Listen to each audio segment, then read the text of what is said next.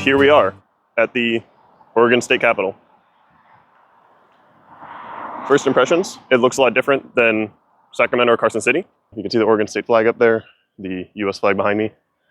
And overall it's rather wide, so it goes this way, about halfway that way, and then it's mirrored on the other side. But it's not as tall as some of the other capitals that I've seen. So those are my first impressions. Let's head inside. That's right. Okay. Ta-da! Thank you.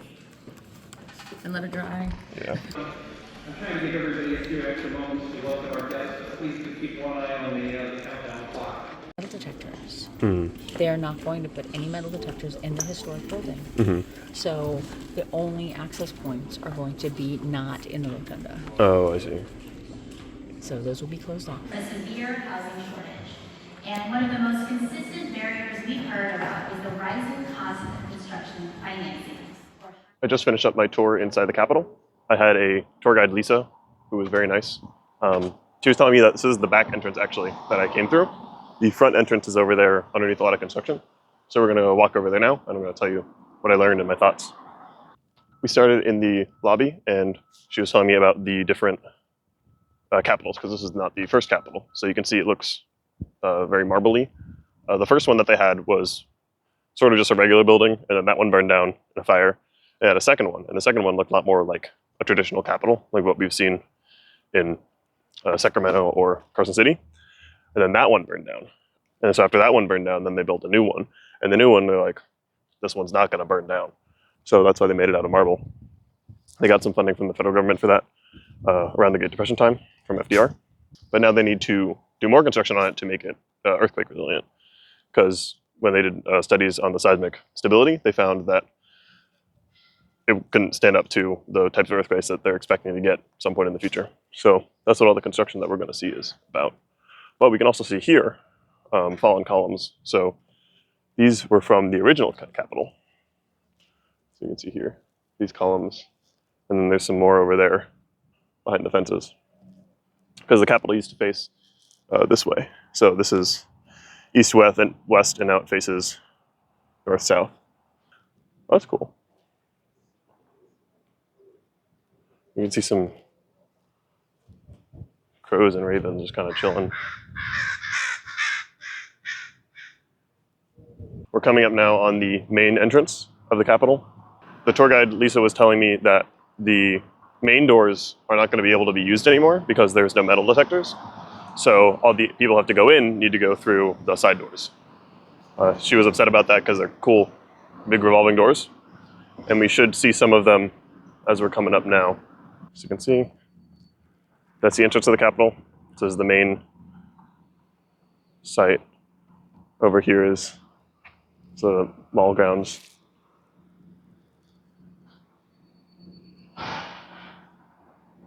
Apparently the entire building right now is on stilts to hold it up and isolate it from any possible earthquakes.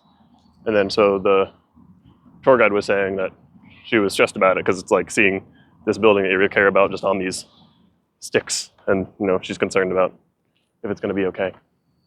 I'm going to walk around the state capitol grounds and talk about my thoughts on Salem. I like it here. The people that I met yesterday were very nice and very kind. And it was also fun being a part of their little local community, because when I was there, I was talking to one of the people, and I asked her, do you know everyone in this bar? And she looked around. She said, yeah, I know everyone else here. It was cool to sort of just be a part of that and meeting these people and talking about Salem. And then she was sort of saying that she moved down here because trying to buy a house, and she's originally from Portland.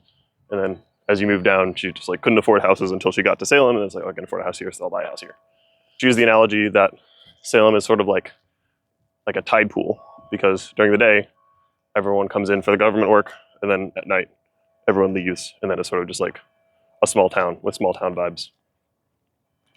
And she didn't seem to like that as much as Portland, where she used to live.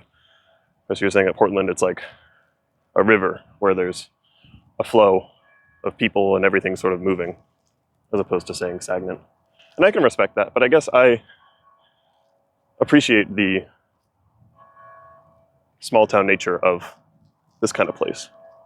And as I was talking to the tour guide, she was talking about how like working in the capital, since you have to talk to everyone regardless of political persuasion or anything, you all just have to get along. With a lot of the media, there's a sense of you can just go meet with the people who you only already agree with and only talk to them and don't actually develop the skills of getting along. And then there's a performative nature to it as well, where you have to present as what your constituents want you to be, but that isn't actually who you are as a person. And then so when you're able to meet the people, then you get along with them more. Here's some more. One of the people I was talking to yesterday was mentioning how there wasn't much food in Salem, which I think coming from a place like San Francisco, I certainly agree with, but I feel like the food here has been good. I went to a nice restaurant and there's at least a few bars, but also I think I'm easy to satisfy, where if I just have a few things, I would be happy. You can see here on the ground, there's little granite about the districts and when they became counties.